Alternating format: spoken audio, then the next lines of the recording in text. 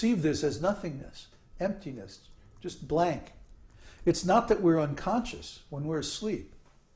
It's just that our consciousness is turned completely inward and is not focused on anything in particular.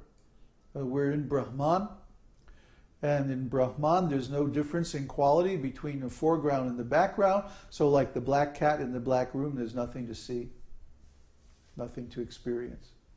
Because we're in an ocean of energy that is exactly the same quality as ourself. You see? Does that answer your question?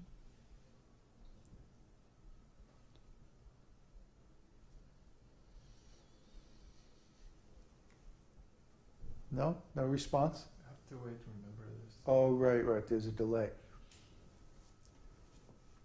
Well, anyway, what's the next question?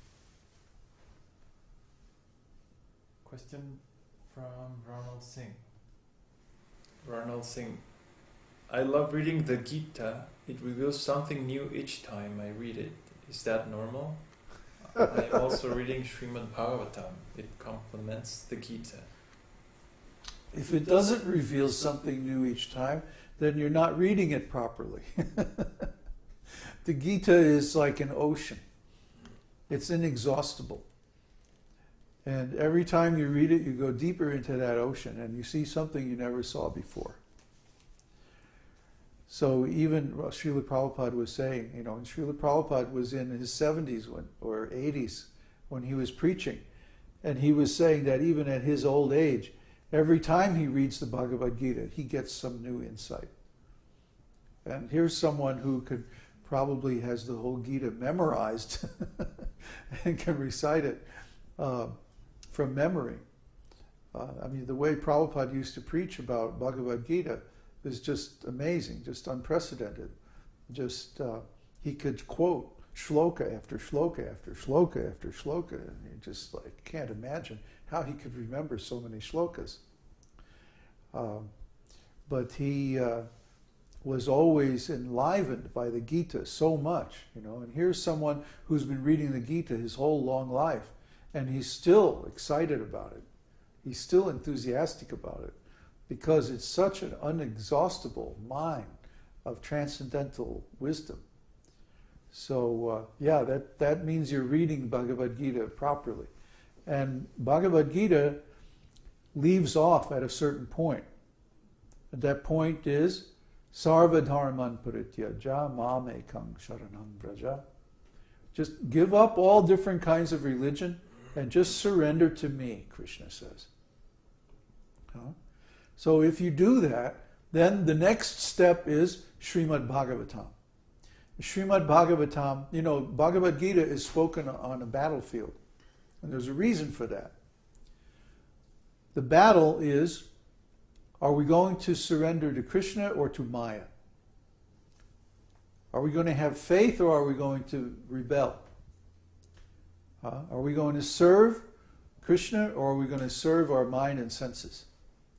It's a battle. Both sides are trying their best to get victory. But of course, inevitably, the Supreme Lord wins.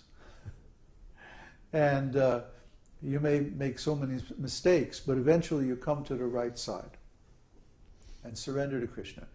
Then what? That's described in Śrīmad-Bhāgavatam.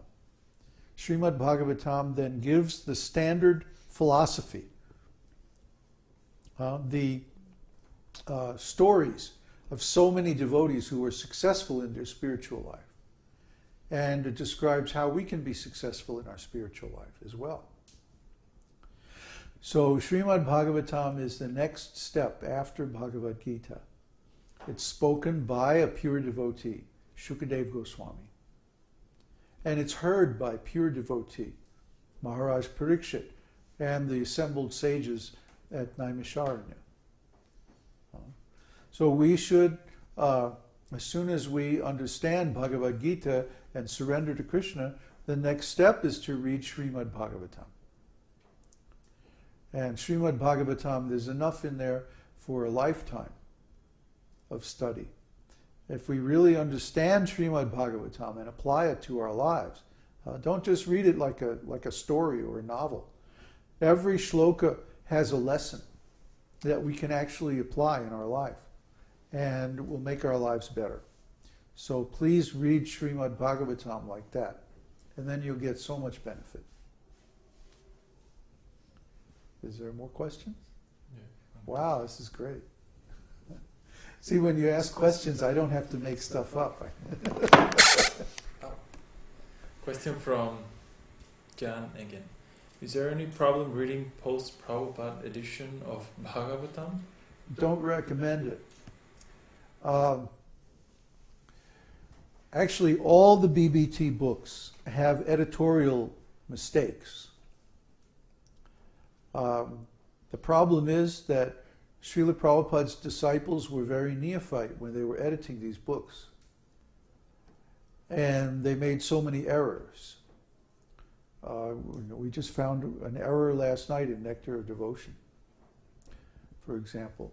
And that's just the one that's obvious because it was, a really severe error. But the subtle errors are very difficult to find, especially the things that are omitted. I think you heard us maybe once or twice talk about how the preface to Śrīmad-Bhāgavatam was edited to remove the statement that Śrīmad-Bhāgavatam is an ontological education. So, that's a very important statement. And without that understanding, you can't really grasp the meaning of Śrīmad-Bhāgavatam properly. So who knows what other things were omitted. I talked to the editor and that made that change, and he said, well, I just thought nobody would understand it. That's such a stupid idea. Anyway, just because he didn't understand it, he thought that nobody else could understand it. But actually that was the key to understanding Śrīmad-Bhāgavatam. So there are many, many mistakes in Śrīla Prabhupāda's books, but at this point in time, it's impossible to correct them because Śrīla Prabhupada is no longer here on this planet. So they still go on changing the books more and more. And in Bhagavad-gītā, there are literally thousands of changes since Prabhupada's original. And I don't think they've gotten around to editing the Śrīmad-Bhāgavatam too much, because it's too big for one thing. But I do know that they've made more changes in Caitanya-caritāmṛta, in Nectar of Devotion, in Krishna book, Sri Ishopanishad. All those books have been changed since Śrīla Prabhupada left. And they were being changed even while Śrīla Prabhupada was present.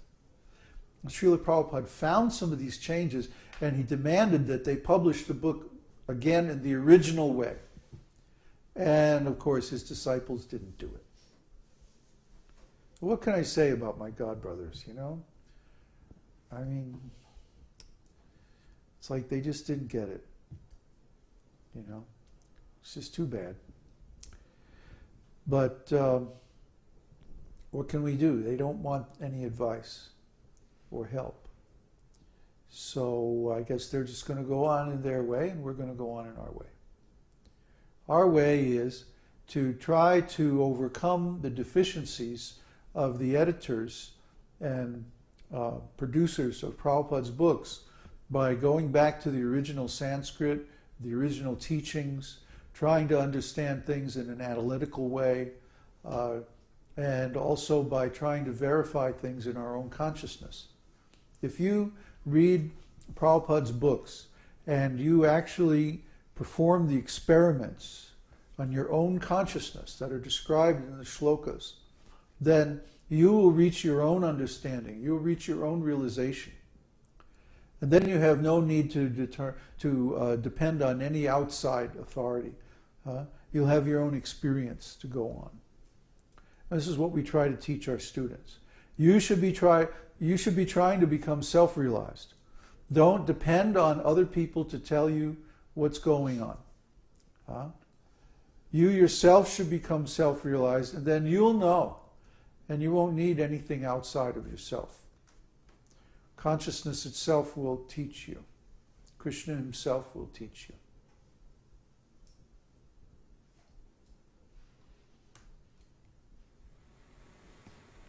Question from Devesh. Babaji, we would like to listen the ripe fruit of Vedas, Bhagavatam, from your mouth someday. Maybe on evening darshans after we finish Nectar of Devotion? Oh, that would be a nice project, huh? Then I'd have to live for another 100 years to get through it.